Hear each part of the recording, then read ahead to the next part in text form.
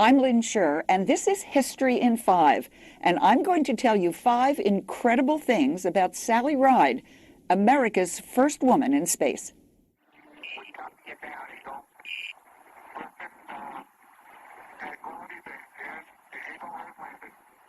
On July 20th, 1969, Neil Armstrong became the first human to etch his footprint into lunar soil. One small step for man.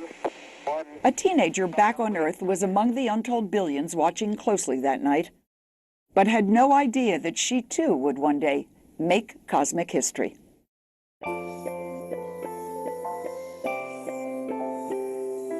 Sally was a baby boomer born in 1951, a valley girl from Encino, a Los Angeles suburb, who was a ranked junior tennis player.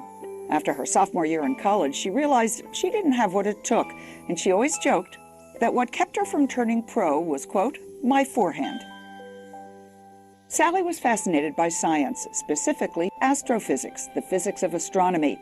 She was blessed with parents and teachers in high school and college who encouraged her scientific passion, and she confided in her best friend that she wanted to be famous by winning the Nobel Prize.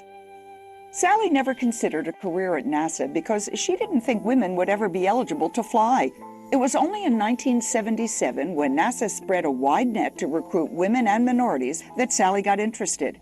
I want to get up as soon as I can, so that means that I'd like to be the first woman up, but I don't have any great desire to be the first woman.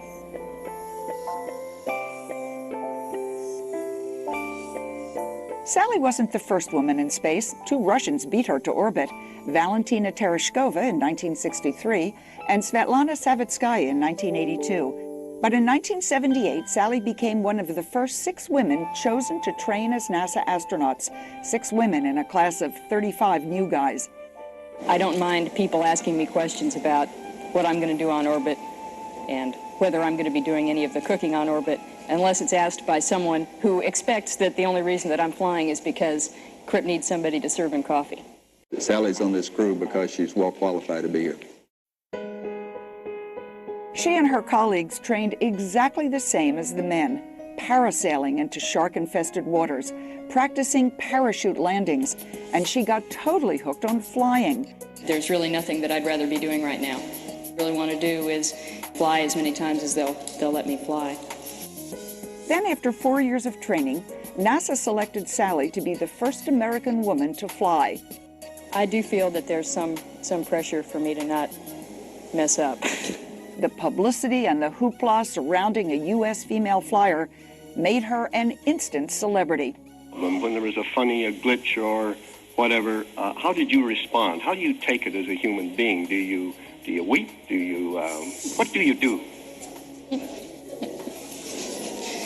Why doesn't anybody ask Rick those questions?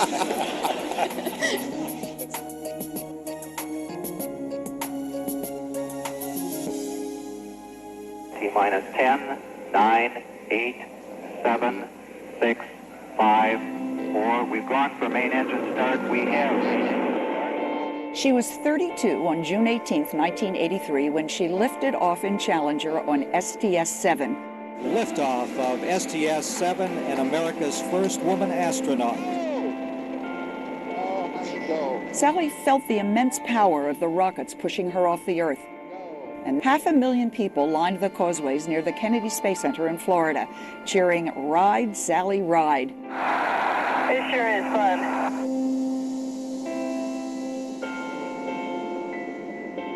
And then she floated blissfully throughout the cabin when they reached orbit. During the 7-day flight, Sally took in the view from the shuttle's windows.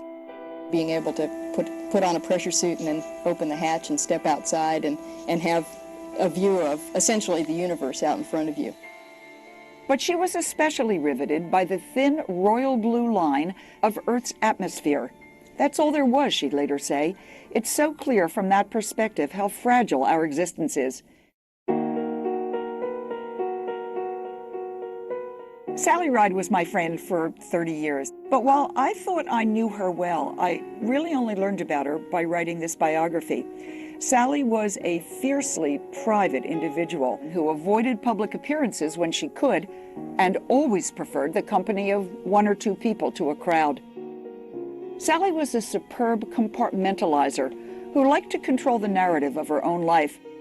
And in an era when homosexuality was still not widely accepted, Sally kept her sexual orientation private.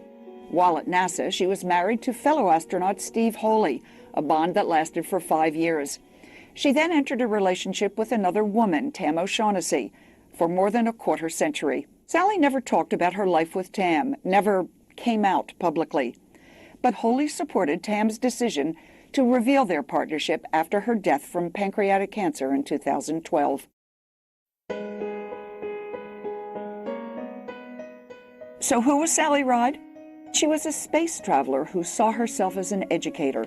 She wanted middle school girls to feel the excitement that she had felt, and no challenge matched the thrill of watching the neurons fire in a young girl's brain when she learned about science. Sally was especially intrigued by the possibilities on the planet Mars, and often told children that they'd be the ones to set foot there. "It might be one of you," she said, "and that will be cool. That will be very cool."